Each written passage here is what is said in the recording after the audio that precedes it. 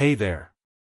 Today's topic is my ex left me and our kids with a note saying, "I'll be back in a few years." Returned 6 years later to find out I divorced her. If you enjoy videos like this, subscribe for more. Let's begin. My name is Mark. I've been holding on to this for years, but maybe sharing it will bring some clarity. My ex-wife, Emily, and I were high school sweethearts. She was my first everything, and we got married right after graduation, dreaming of building a life together. For a while, it seemed like we were on track. We had 2 incredible kids, a boy and a girl, and I thought we were solid. But over time, Emily's priorities shifted. She started mingling with a group of affluent moms, the kind who lived for designer clothes and luxury vacations. Soon, she wanted the same, a nicer car, expensive outfits, and handbags worth more than our mortgage. At first, I thought it was just her way of striving for the best for our family. But as the spending spiraled out of control, it became clear this wasn't about us. I was working long hours to keep the lights on, while she racked up credit card debt and dismissed my concerns. Things came to a head when I woke up one night to find Emily gone. I thought she might be in the kitchen or joking about a late-night adventure. Instead, I found a note on her pillow. In it, she explained she needed to find herself, that I was holding her back, and she'd met someone who could help her live the life she dreamed of. The kicker? She promised to return in a few years, expecting we'd pick up where we left off. She left me and our kids for some fantasy of a better life, as if our family was just something she could pause and resume at her convenience. I tried calling her repeatedly, but her phone went straight to voicemail. My kids woke up confused, my son asking if something had happened to his mom and my daughter wondering if she was in heaven. That question broke me. In that moment, I realized I couldn't rely on Emily anymore. I had to step up, for my kids and myself. The months that followed were a blur of work, parenting, and trying to keep everything together. Emily's spending had drained our savings, and I was struggling to make ends meet. But somehow, we managed. Her decision to leave taught me the value of resilience, even when it feels like the world is falling apart. After Emily left, every single expense felt like a mountain to climb. Managing the household finances became an overwhelming challenge, and there were moments when giving up felt like an option. But with 2 kids depending on me, quitting wasn't an option. Determined to take control, I eliminated every unnecessary expense. If it didn't contribute to keeping the lights on or food on the table, it was cut. I worked overtime shifts whenever possible, freelanced late into the night, and sold off anything we didn't need, the fancy coffee maker, the unused treadmill, everything unnecessary was gone. This relentless effort wasn't without struggle. Exhaustion became a constant companion, but seeing small results kept me moving forward. At home, I focused on creating stability for the kids. Meals were homemade, clothes were thrifted, and family outings were simple yet meaningful. Ben and Ellie adjusted, showing resilience beyond their years. While bedtime remained difficult for a time, their ability to adapt was remarkable. One night, about 6 months after Emily left, Ben came into my room holding a picture of her. He handed it to me and asked, "Do you think she'll ever come back?" That question hit me hard. I stared at the picture, my mind racing with emotions.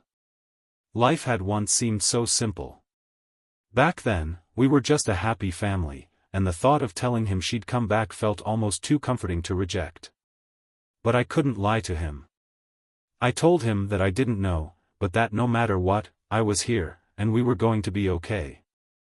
Life began to feel more manageable as time passed. It wasn't that life got easier, but the chaos that had defined my days faded.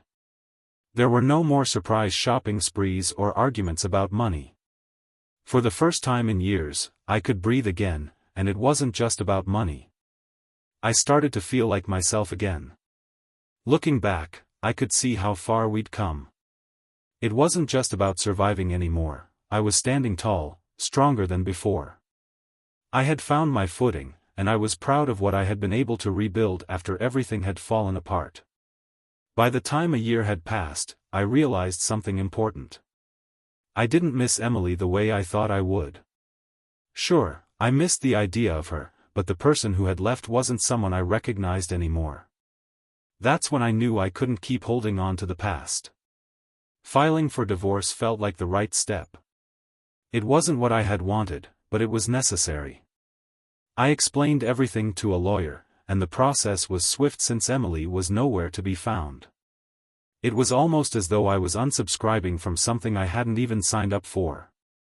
With the house sold and its memories packed away, we moved to a small 2-bedroom home in a quieter town. Emily had always hated the idea of downsizing, but I didn't care anymore. I was done living for her. Our new home wasn't glamorous, but it felt like a fresh start. Ben and Ellie adjusted quicker than I expected.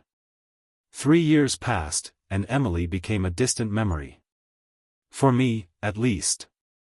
For the kids, there were still moments when they'd ask small questions about her, but they no longer expected answers.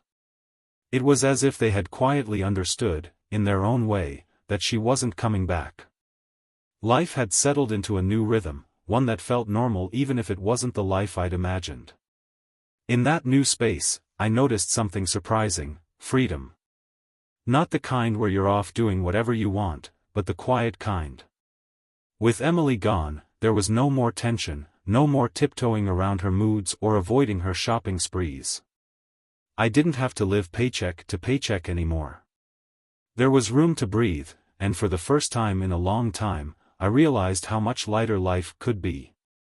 Ben and Ellie noticed it, too. They started smiling more, laughing more, and thriving in ways I hadn't thought possible. Watching them grow reminded me that Emily's departure, which had once seemed like a tragedy, was actually the reset we needed. As the months went by, I changed, too. I wasn't the same guy who had let Emily walk out. I became sharper, more confident, and focused. A year after the divorce, I began to think about the future in a way I hadn't before.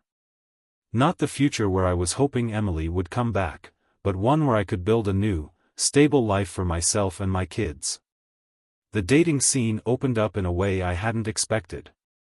Women reached out, trying to catch my attention, but I wasn't looking for a quick fix. I wasn't searching for someone to complete me. What I wanted was a partner who could keep up with me, someone who matched my energy and shared my values. Eventually, I reconnected with a woman from the bookstore. Her name was Kate, and she was everything Emily wasn't: grounded, kind, and uninterested in flashy things. She didn't care about appearances or keeping up with anyone. She cared about books, her dog, and just being herself. We started out as friends, talking about everything from parenting to our favorite books. I was cautious, not wanting to rush into anything, but over time, something clicked. Kate became someone I looked forward to seeing.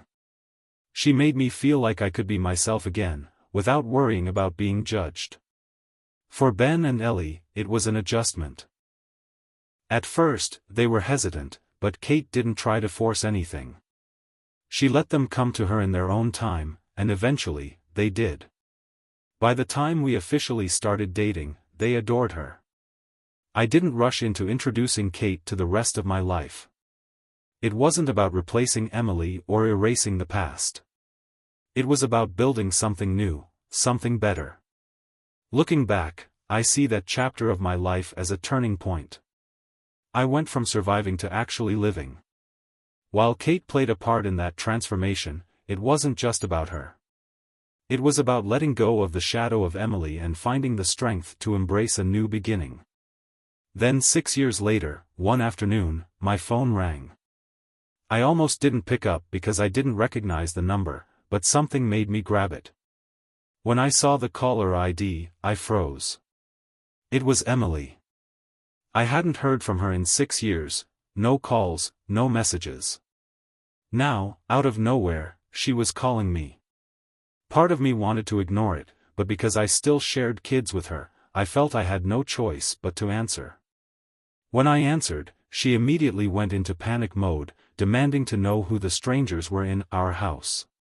At first, I had no idea what she was talking about, so I asked her which house she meant.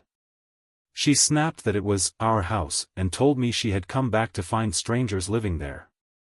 It clicked then, she was talking about the old house, the one I had sold years ago after the divorce. I almost couldn't help but laugh. I explained that we no longer owned that house, that it had been sold for years, and that it was someone else's house now. She fell silent for a moment, then started yelling again, accusing me of selling our home without telling her. She argued that I had no right to do that, but I remained calm. I told her that there was no our anymore because she had left and I didn't owe her anything. She then sighed dramatically, trying to play the victim, and asked for our new address, claiming she wanted to come back home and kiss her husband and kids. I told her we weren't hers anymore, that I had remarried, and my wife and I, along with the kids, had moved on. There was no place for her here. She suddenly accused me of cheating on her. I was taken aback, but I told her that she had left us and disappeared, and that I wasn't going to let her twist things. I explained that she abandoned her family, not the other way around. She made that decision for us when she left. She doubled down, insisting that I had no right to move on without her, as though she had some entitlement to pick up where she left off. I told her she couldn't just show up after 6 years and act as though nothing had changed. Then, she made a startling comment about coming to teach me a lesson. It was unbelievable. I told her she had some nerve thinking she could come back into our lives after all this time. She continued to shout that I was her husband, but I corrected her, saying she was my wife until she left. I enjoyed playing on her nerves, but it was also the truth. Our marriage ended the moment she walked out. Now, I had a new wife, and the kids and I had moved on. She didn't have a place here anymore. She insisted that I should give her my address so she could come back and fix everything. I refused, stating that I wasn't going to give her my address and that she had no right to come back. It wasn't her home anymore. She promised that I would regret it and hung up. I stood there, staring at the phone. She thought she had the last word, but honestly, I felt relief that the call was over. I couldn't believe the audacity of it all. 6 years had passed, and now she thought she could come back and act like nothing had changed. I called Ben and Ellie into the living room and told them that their mom had called, offering them the choice of whether they wanted to have a relationship with her. I made it clear that the decision was theirs, and it wasn't for me to make. Ben immediately shook his head and said he didn't want to have anything to do with her. He reminded me that she had left them. Ellie just asked if she was required to speak with her. I assured them they didn't have to do anything they didn't want to, and I could see the relief on their faces. It was clear how much Emily's absence had shaped their lives. She wasn't the mom they remembered, she was a stranger to them. But Emily wasn't one to let things go. A few days later, I got a call from one of her relatives, likely a cousin, who told me Emily was furious and planning to return to town. I didn't know what her endgame was, but it didn't matter. She wasn't just going to walk back into our lives like nothing had happened. Emily had always twisted things to suit her narrative. She saw herself as the victim, not the one who abandoned her family. But that wasn't my problem anymore. I had a new life now, one that I wasn't willing to jeopardize for her drama. With Emily back in the picture, everything became chaotic again. After our phone call, I thought maybe she'd realize she wasn't welcome and leave us alone, but instead, she doubled down. She began calling and texting non-stop, leaving rambling voicemails about how I had betrayed her and how she deserved to be part of our lives again. At first, I ignored her, but it quickly escalated. One day, while I was at work, she called again. Tired of the constant interruptions, I picked up. She immediately accused me of thinking I could just replace her, demanding to know what I wanted. She hissed at me, insisting that I should have waited for her, as families are supposed to stick together. I shot back, reminding her that families don't abandon each other. I never expected Emily to care when she left, and now, I didn't feel obligated to give her anything. That's when she started making accusations. She claimed that I was trying to erase her from our lives, that I had brainwashed the kids against her, and that by remarrying, I had somehow cheated on her. I hung up after that. There was no point in arguing with her. But she wasn't done. She began spreading rumors among her extended family. Thankfully, her relatives weren't buying it. Then came the legal threats. She claimed we were still married and announced that she was planning to have my marriage to Kate annulled. Can you believe that? She acted like she could throw the reverse card in my life just because it didn't fit her narrative. Apparently, she thought the divorce didn't count because she hadn't been there to contest it. She had been gone for 6 years, and now she thought she could just pop back in and declare the whole thing null and void. It was like she thought the world had been on pause while she was gone, that everything would be exactly as it was when she left, just waiting for her to pick back up whenever she felt like it. She was so caught up in her own delusions that she genuinely thought her absence hadn't changed a thing. That's not how life works, though. I had the paperwork to prove the divorce was finalized, and she had been notified through every legal channel possible. Her threats felt like a tantrum more than anything real, but it didn't make them any less irritating. I sent her a firm message through my lawyer, reminding her that our divorce had been legally finalized years ago and that she had no claim over my life or my family. I thought that would shut her down, but Emily wasn't one to go quietly. Soon, she went full-on crazy mode. Realizing I wasn't biting on her calls and messages, she decided to go after Kate instead. Somehow, she got Kate's number and I don't even know how, and started sending these long, unhinged text chains. She started spreading rumors about Kate around town, that Kate was a homewrecker. It was laughable, honestly, but I wasn't about to let her keep pulling this crap. The next day, I went straight to my lawyer and filed for a restraining order. Emily was officially out of chances. Of course, she didn't take it. She kept trying to stir up trouble. But at least the restraining order gave me some leverage to shut her down. By the time her attempts to force her way back into our lives had run their course, I was done. I tried to shut her off in every way possible. At some point, the calls and messages stopped. Maybe she finally realized there was no getting through to me, or maybe she just moved on to her next scheme. Either way, the silence was a relief. For the first time in years, I didn't have to deal with her constant chaos. And I could focus entirely on my family. A few months later, life was finally calm.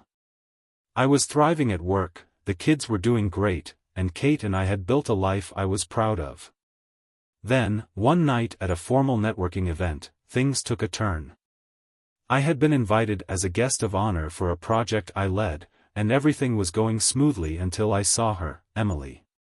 At first, I thought my eyes were playing tricks on me, but there she was, hanging off my boss's arm.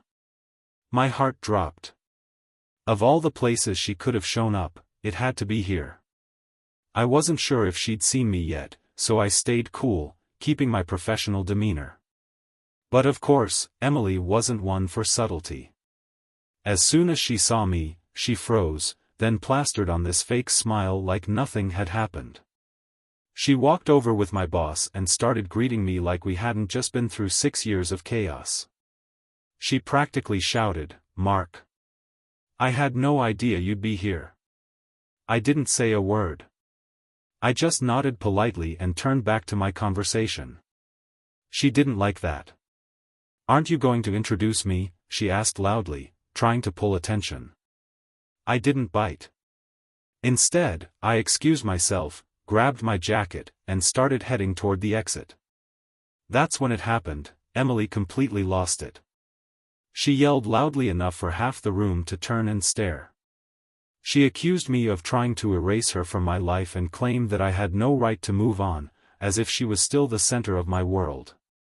Her outburst was so loud, it made me stop in my tracks. For a moment, I considered responding, putting her in her place right there in front of everyone. But then I looked around, seeing my boss, colleagues, and strangers, and realized it wasn't worth it. Instead, I turned toward her, keeping my tone calm and firm. I told her this wasn't the time or place, and that she needed to leave. But she wasn't done. She started ranting about how I had ruined her life, stolen our family, and how she deserved better than this. It was embarrassing, honestly. I could feel everyone's eyes on us, but I refused to stoop to her level. I just shook my head, turned back around, and walked out of the room. That night, as I sat at home with Kate and the kids, I realized just how far I'd come. Emily's outburst didn't faze me. It was just noise. What mattered now was the life I had rebuilt, the family I had built. That was all that truly mattered. Kate asked me what had happened at the dinner, and when I told her, she just laughed and said it sounded like Emily hadn't changed a bit. I smiled and agreed, but the truth was, I had changed. I wasn't the guy Emily had left behind all those years ago. I'd grown. I had built something real, something solid. And the best part? I had the kind of family Emily could never understand. Emily's return might have been chaotic, but it reminded me of something important. I was done with the past. My focus was on the people who truly mattered, the ones who had stood by me through everything. Life had never been better. I was grateful to those who had stuck with me. This journey had been a wild one, but I was proud of where I had landed. Here's to new beginnings.